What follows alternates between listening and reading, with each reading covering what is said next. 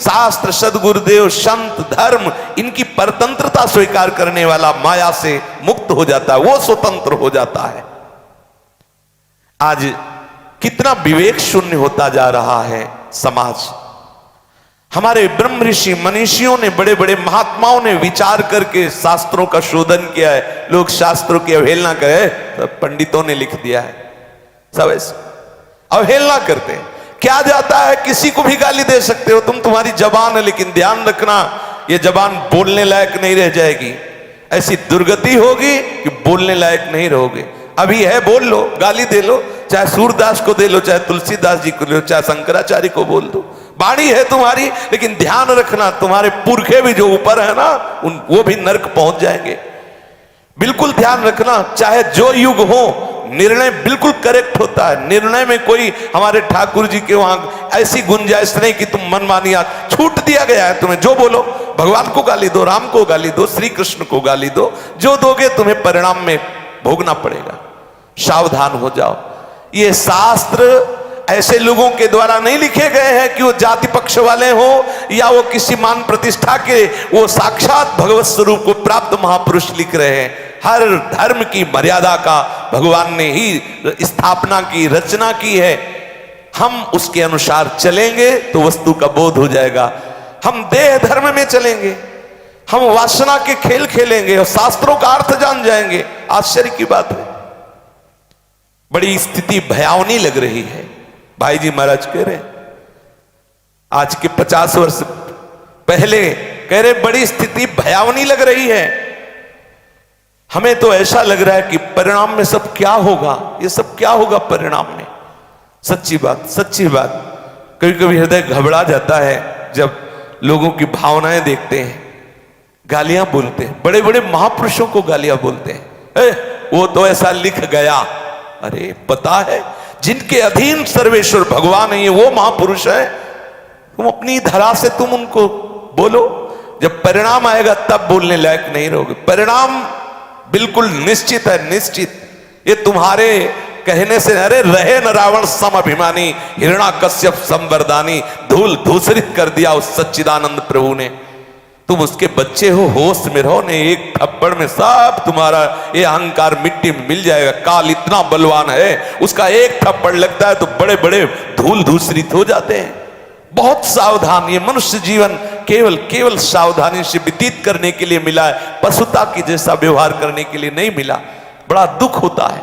आचार्यों को, ओ शंकराचार्य जी ने ऐसा बोल दिया, ओ तुलसीदास जी ने ऐसा बोल दिया, ओ कबीरदास जी ने ऐसा बोल दिया, सूरदास जी हो कहां सोचो। उन आत्मस्वरूप चिदानंद महात्माओं के ऊपर अंगुली, उनको जान पाओगे वो क्या है। अरे उनका स्मरण करो, उनकी चरण धूलि माथे पे लगाओ तो भले समझ में आए वो किस धरा में है। वो समझा दे तो समझ सकते हो, नहीं बड़े बड़ों से चूक हो जाती है, बड़े बड़ों से चूक हो जाती है।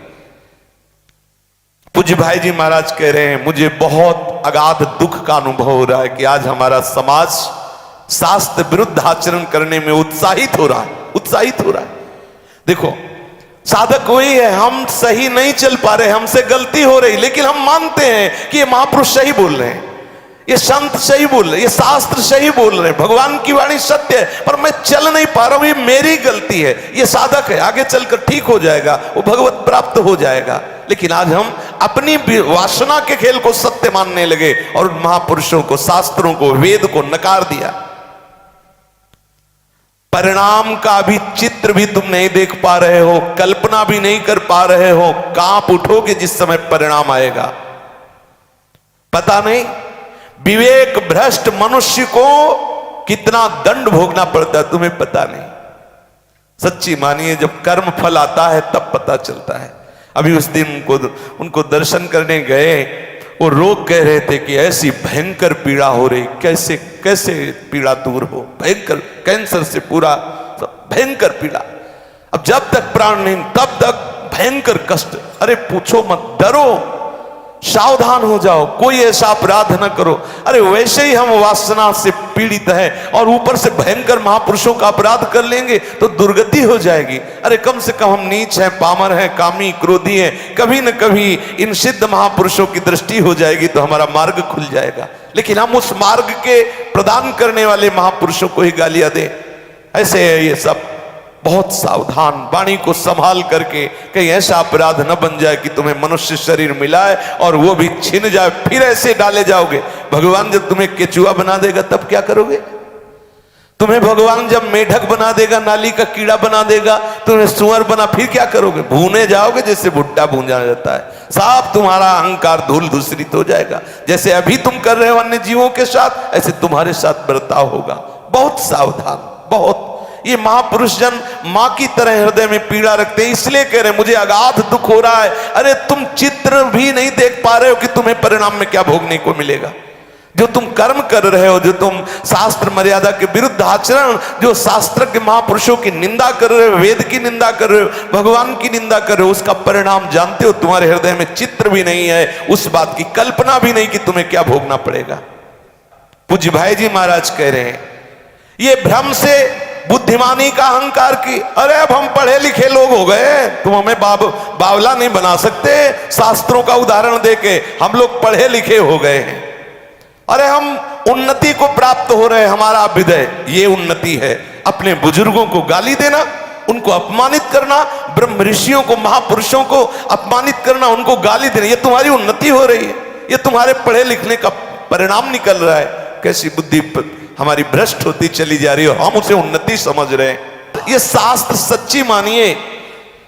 हम बाबा जी इसलिए कह रहे हैं, ऐसी बात नहीं। शास्त्र साक्षात अक्षर ब्रह्म है, साक्षात भगवान है, इस रूप में प्रकट हुए हैं हमें इस माया प्रपंच से मुक्त करने के लिए। तुम इनका अपमान करोगे, अरे ये तो ठीक नहीं है। अरे अपनी बुद्धि को डांटो जो उसको समझ नहीं पा रही। महापुरुषों के वचनों में तुम क्यों में प्रश्न लगा दोगे, कैसे समझ पाओगे? खूब नाम जप करो, अगर शास्त्र का साक्षात्कार न हो जाए तो बताना।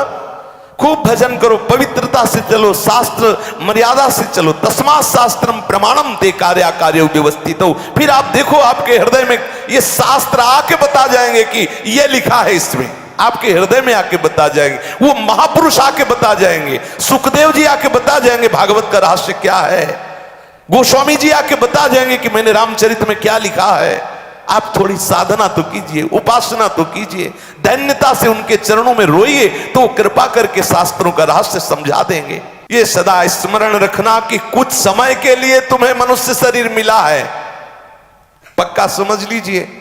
ये जो आप मुझ में ताव दे करके अधर्म की डंका बजाने की चेष्टा करो, ये आपके लिए बहुत हानिकारक होगी। कितने दिन के हो?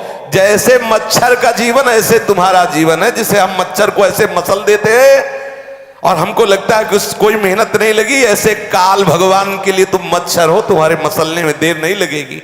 अभी जो बहुत अभिमान करके बहुत हृदय दुखी हो जाता है, भगवान श्री कृष्ण की निंदा, भगवान श्री राम की निंदा, गोस्वामी तुलसीदास जी की निंदा, एक मिनट भी बैठकर कभी भजन नहीं किया होगा। और जिनका स्वरूप ही है भगवान, जिनका स्वरूप है भजन, जिनका स्वरूप है शास्त्र सम्मत जीवन, उनके प्रति तुम बोलने का अधिकार कैसे प्राप्त कर लिए?